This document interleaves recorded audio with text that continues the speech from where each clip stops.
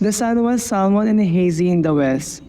Dodong thought to himself that he would tell his father about Teang after he had unhinged the carabao from the plow and went home. Will I tell my father? What if he refuses? What if he don't understand me? Dodong was hesitant at first, but then he decided to tell it to his father. I will tell it to him. I will tell him. Dodong unhitched the carabao, fed it, and led it into its shed. On his way home, a thought popped into his mind. He was 17, he had pimple on his face, his upper lips were already dark, meaning that he is already grown up. He suddenly felt big that he could do anything. He walked faster, feeling persuaded with his thought. In the cool sundown, he thought young dreams of himself and Teang. Teang, his girl. She had a small brown face and small black eyes and straight glossy hair. Oh, Teang, you're so beautiful that you even made me dream in the day. It was thus when he got home, he and his parents sat down on the floor around the table to eat. After eating, her mother went out to wash the dishes. While his mother was out, Dodong said effortlessly and without self-consciousness that he will marry Teang. I am going to marry Teang. After hearing these words, silence covered the room. His father looked at him silently. Dodong was uncomfortable, but later felt angry about his father who was just looking at him saying nothing. And he repeated it again twice. I will marry Teang. I will marry Teang. His father kept gazing at him in silence. I asked her last night, and she said yes. Now I want your permission. His father replied to him with a question. Must you marry Dodong? Dodong resented his father's question. He thought that his father was selfish because he himself had married early, but later he got confused.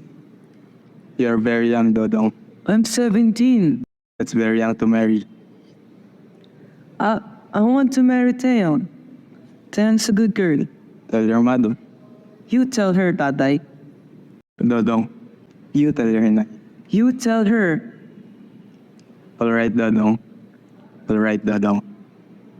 You will let me marry Teang? If that is your wish. Of course. Happiness overflowed in Dodong's eyes.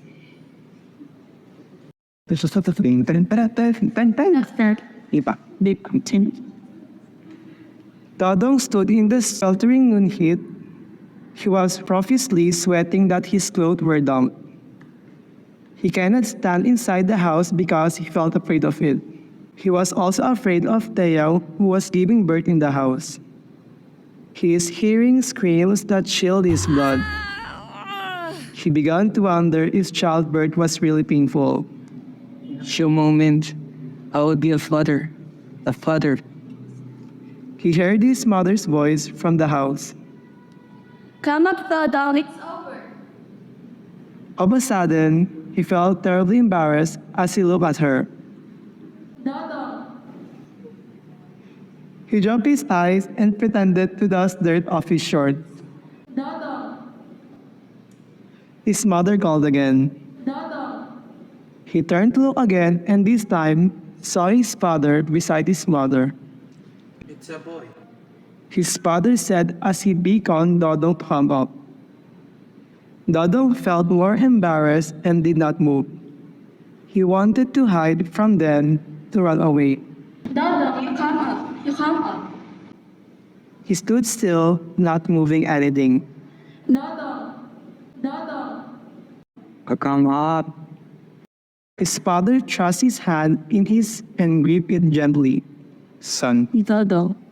Their voices were so kind that it flowed into him, making him strong. Teang? she's sleeping. But you're going. His father led him into the small swally room. Dodong saw Teang, his girl, his wife, asleep on the papag. As much as he wants to touch the pale face of Teang, he stopped himself from doing it. The hilt was wrapping the child when Dodong heard it cry. His voice touched his heart and he filled it with joy. You give him to me. Blas was not the only child. Many more came. Dodong felt angry with himself, but Teang was not complaining. She was thin and shapeless now. Even if she was young, she got a lot of work to do. Washing, cleaning, cooking, and taking care of the children. Sometimes she cried wishing she had not married. I wish I hadn't married. What if I married Lucio? Would I get a life easier than this? But of course, she wouldn't tell to Dodong. She loved Dodong very much and she wouldn't want him to dislike her. Many years had passed, and from a baby, Blas was now 18. One night, he came home early, very happy and flustered. You better go to sleep. It is late. Itay, What is it? I'm going to marry Tona.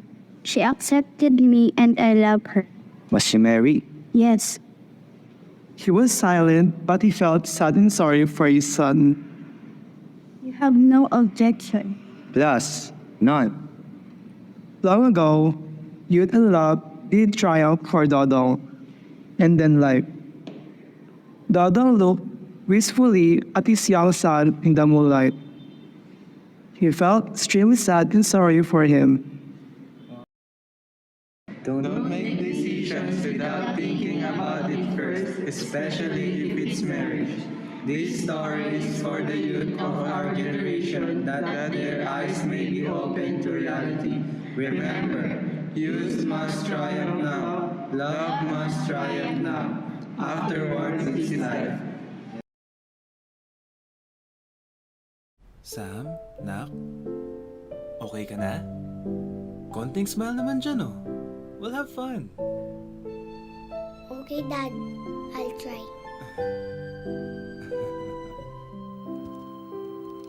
Hi, Sam. I'm Jenny. So, Sam, iikot tayo sa shops mamaya.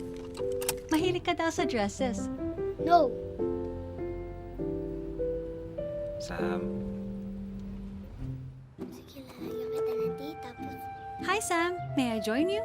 No.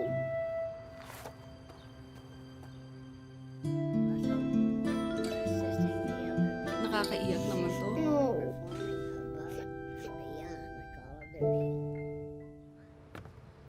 Sure ka dito? don't worry.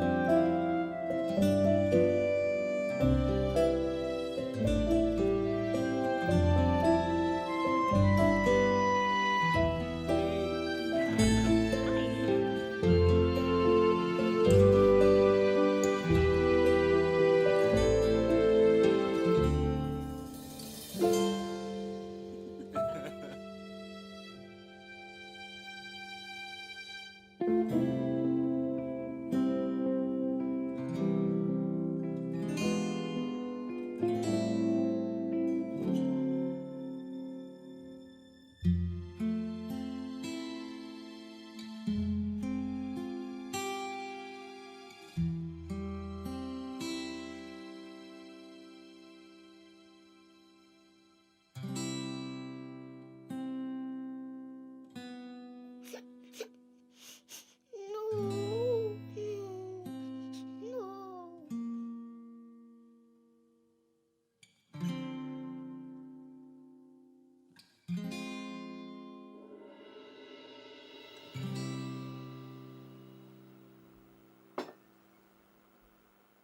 Sam, mahilig ka daw dito.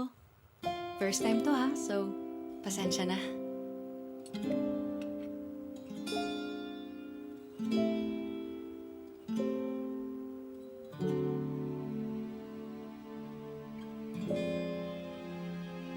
Sige, iba na lang. No.